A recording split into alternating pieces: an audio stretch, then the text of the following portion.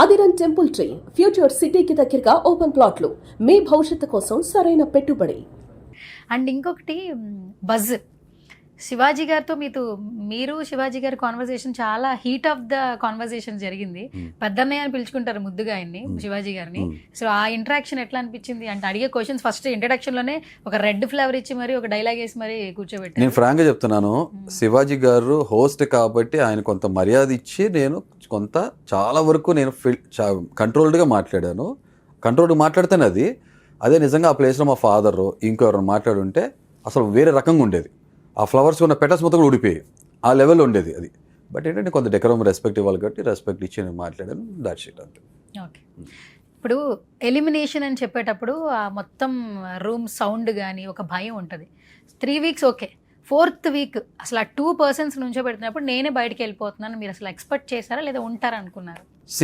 Brain ఏమో ఉండాలని చెప్తుంది, మనసేమో హరితాన్ని కోరుకుంటుంది. ఎందుకని బర్త్డే ఉంది కదా, ఐ వాజ్ మిస్సింగ్. నాకు మనసుకి నచ్చే మనుషులు లేరు, అదే ఫార్మాట్, దాని ఒక బ్యూటీ అదే. బట్ నాట్ ఏ ప్రాబ్లం, నేను నిదానంగా పీపుల్ జెల్ అవుతుంది. మీ తనుజ తర్వాత మేము చెప్పానన్నారు, అరే పాపం 3 days అలా ఉన్నారు. అది అది అలాగా నేను ఇండిపెండెంట్గా ఉంటాను, ఇండివిజువల్టీ ఎక్కువ ఉన్న మనిషిని. నేను టైగర్ లాగా నేను చెప్తున్నాను కదా, సోలోగానే ఉంటాను.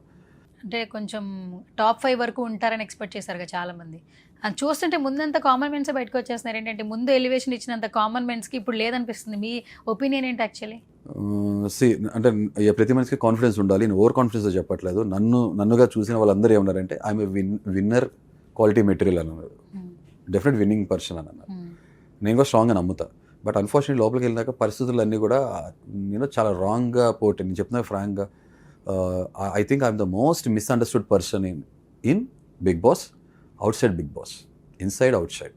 మీరు అసలు ఫిట్ అయ్యే పర్సనేనా బిగ్ బాస్ హౌస్లో? ఎందుకంటే ఇప్పుడు ఇంతమందిని చూశారు, ఒక మాట మీరు ఒకటి చెప్తుంటే వేరే వాళ్ళకి అది వేరే కన్వే అవుతుంది. నిన్న ప్రెస్ మీట్లో కూడా ఎవరితో మీరు మింగిల్ అవ్వలేక బయటకు వచ్చేసారు, ఓపెన్ స్టేట్మెంట్స్ ఇస్తున్నారు.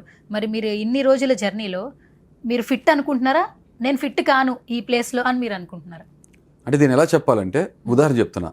ఫర్ ఎగ్జాంపుల్, ఒక గవర్నమెంట్ ఆఫీసులో 10 మంది ఎంప్లాయీస్ వర్క్ చేస్తున్నారు.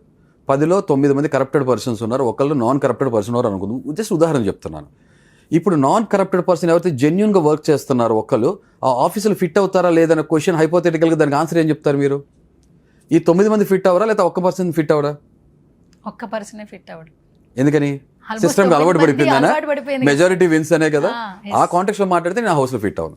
లేదా ట్రూ డిజర్వింగ్ పర్సన్ ఫిట్ అవ్వాలనుకుంటే నేను అక్కడ ఫిట్ అవుతా, మిగతా 14 మంది బయటికి వెళ్ళిపోవాలి. అంటే ఇప్పుడు అందరూ మాస్క్లు వేసుకున్నారు లోపల, అందరూ అన్నాం.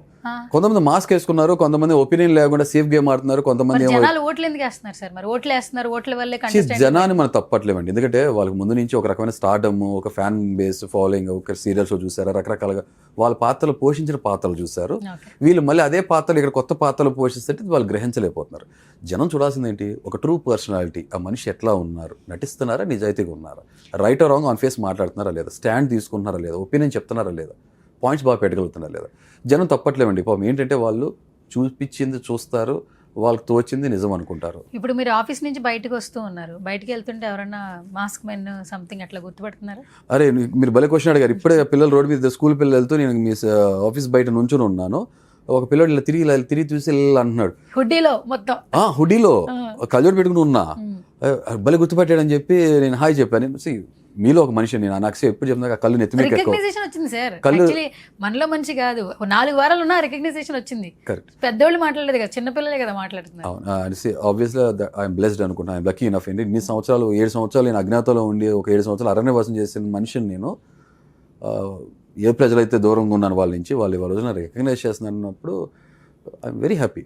అన్న అని పిలుస్తున్నారు, మీ పర్సనాలిటీ మాకు నచ్చిందన్న, మీ ట్రూ సైడ్ మాకు అర్థమైంది, మీరు అందరిలా కాదు ఇదినప్పుడు నాకు ఓవర్వెల్మింగ్గా ఫీల్ అవుతున్నాను, కళ్ళ నీళ్ళు వస్తున్నాయి, కంట్రోల్ చేసుకునే ఎమోషనల్గా. I mean emotional person. ఎంత స్ట్రాంగ్ ఉంటానో నేను అది చెప్పట్లా, నాలో ఎమోషనల్ సైడ్గా అంతే స్ట్రాంగ్ ఉంటుంది.